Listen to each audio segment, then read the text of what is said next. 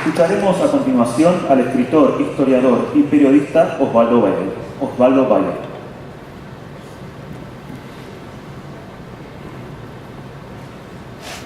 Bueno, realmente muy agradecido por esta invitación. Es emocionante la lucha del pueblo armenio por la verdad histórica. Pocas veces se ha visto la constancia de un pueblo luchando por esta enorme injusticia que hizo no ya el gobierno turco, sino el pueblo turco, que tendría que ser reconocido por ellos. Y lo lamentable es que no se ha logrado todavía este reconocimiento.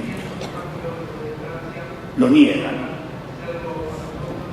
como los nazis negaban Auschwitz y negaban la desaparición de personas a través del gaseamiento, del gaseado de las víctimas. Realmente es, como digo, si uno sigue los pasos de la lucha del pueblo armenio por la verdad histórica, realmente uno se dice qué constancia por la verdad histórica. Y lo vemos acá en Buenos Aires también. El Consejo Armenio siempre, en todo lo posible, hace por el recuerdo de esto y por lograr la justicia histórica. No voy a hablar de la parte jurídica porque acá está realmente un sabio en esta mesa sobre la cuestión jurídica, el doctor Zaffaroni, que realmente tiene un gran coraje civil, porque hay jueces que se mantienen neutrales, digamos, sobre estos temas para no comprometerse. Pero vemos que el juez Zaffaroni siempre, cuando realmente ve una injusticia, sale a la palestra y lo dice. Por eso pido un aplauso para él, para estar bien.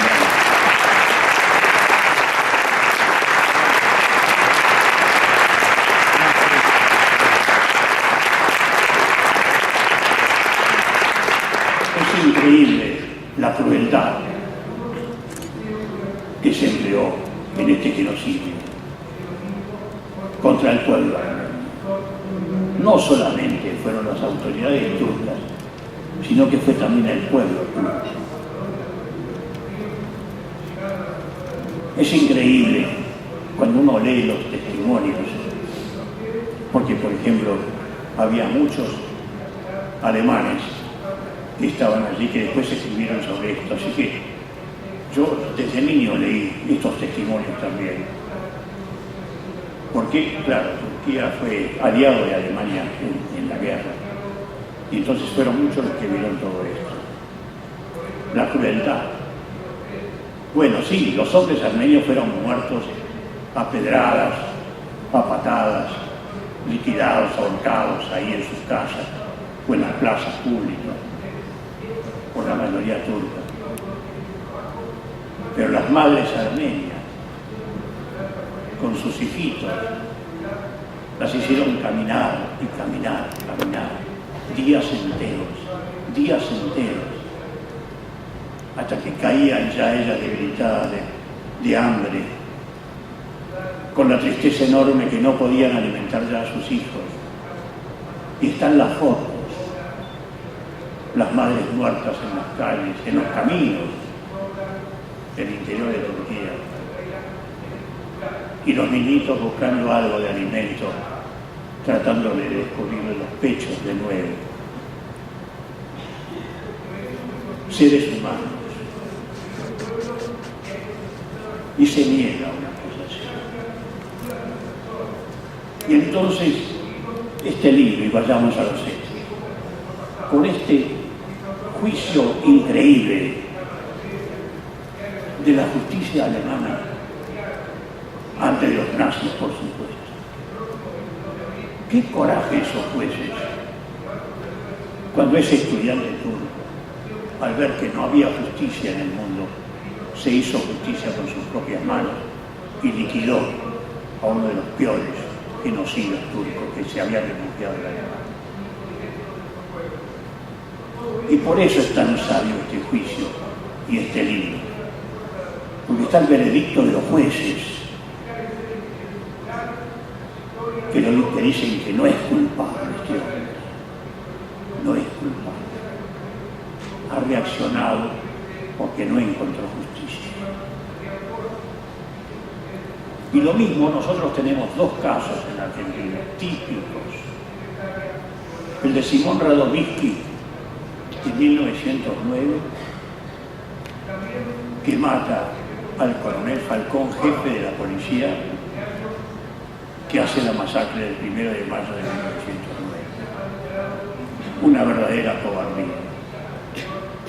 Porque estaban las columnas obreras en la Plaza Lorea, hoy llamada Plaza del Congreso, para recordar a los mártires de Chicago. Esos 5 luchadores que habían sido ahorcados por la justicia norteamericana por luchar por las 8 horas de trabajo. La justicia norteamericana los condenó. ¿Y cómo hacen los norteamericanos 100 años después? En 1986, pidieron disculpas, que sí, que habían estado mal ejecutados esos 5 mártires de Chicago. Un poquito tarde, 100 años después, de reconocerlo. Lo mismo va a ser la justicia norteamericana con Sacco y Vanzetti, esos 2 luchadores de la clase trabajadora que fueron ejecutados por la justicia norteamericana, esta vez con un nuevo método, la silla eléctrica. 40 años después, en 1967, la justicia norteamericana va a pedir disculpas porque fueron mal ejecutados. Un poquito menos de tiempo, pero también demasiado tarde. Pero las autoridades turcas jamás han reconocido esto, y mienten, y sonríen cínicamente. Y por eso es admirable la lucha del pueblo armenio. Y acá, los armenios de la Argentina, constante el recuerdo, y van a seguir luchando hasta que se haga justicia, hasta que se reconozca este genocidio. Radovisky mata a Falcón porque no hubo justicia en la Argentina. El señor coronel siguió siendo jefe de la policía, a pesar que había hecho balear a las columnas obreras que iban con sus mujeres y sus niños, como acostumbraban los obreros, a que también la familia participara de los actos recordativos de los héroes de Chicago, de las víctimas de Chicago.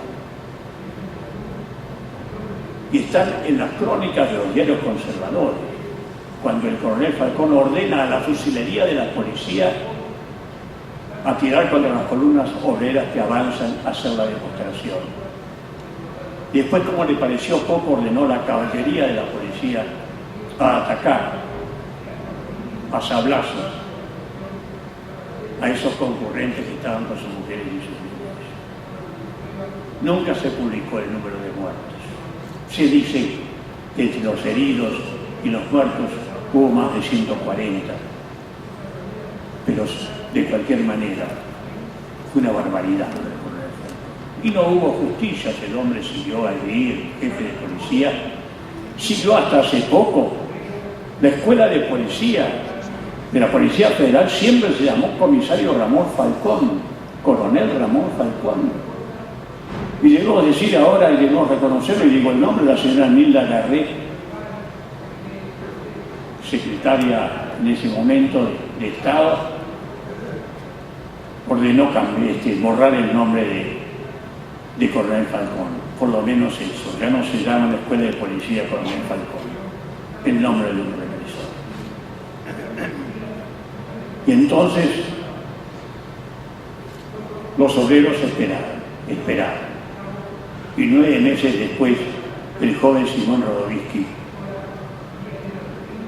lo va a esperar al coronel Falcón a la salida del cementerio de la Recoleta y le va a arrojar una bomba, que para los anarquistas la bomba era el símbolo de la protesta del pueblo que explota, y lo va a hacer volar por el aire el señor coronel.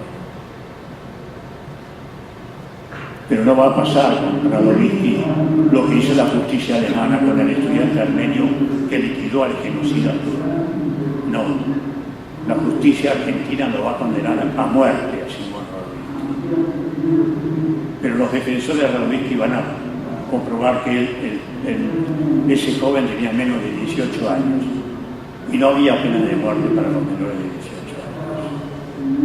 Pero lo van a condenar a prisión perpetua en el penal de Ushuaia, que era la Siberia argentina. Los presos que eran enviados a Ushuaia iban a morir.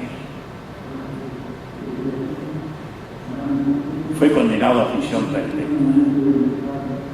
21 años después, como los anarquistas hicieron una gran huelga en la Argentina por la libertad de Radovisky, va a ser traído a Buenos Aires, pero el presidente Irigoyen lo va a expulsar de la Argentina y va a ir a vivir al Uruguay, donde los uruguayos lo metieron preso también.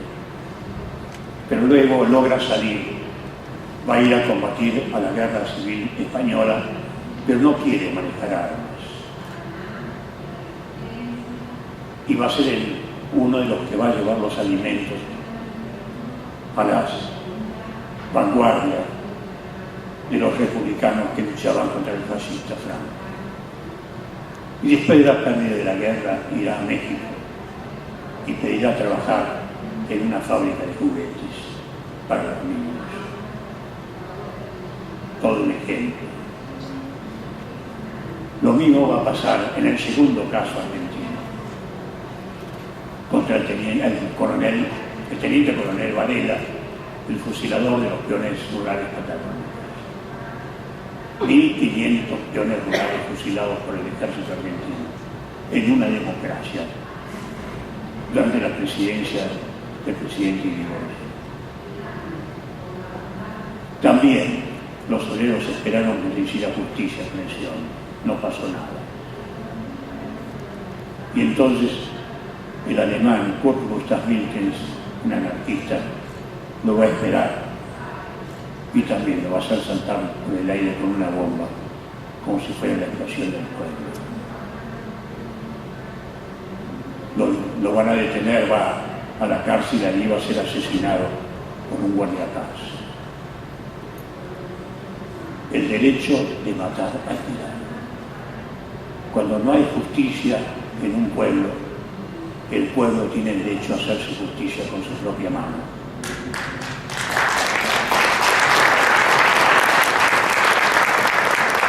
Pero aquí está, en este libro, los argumentos de los jueces, de los jurisconsultos, de que no es culpable el matador del genocida turco. Fue el que hizo justicia en nombre de su pueblo. Pero los armenios no se han conformado y siguen la lucha, y siguen la lucha. Últimamente, hace pocos años, fue muerto un periodista en Turquía que comenzó a difundir en su periódico lo del genocidio armenio. Fue asesinado. Y realmente es otro héroe de la lucha por los derechos humanos.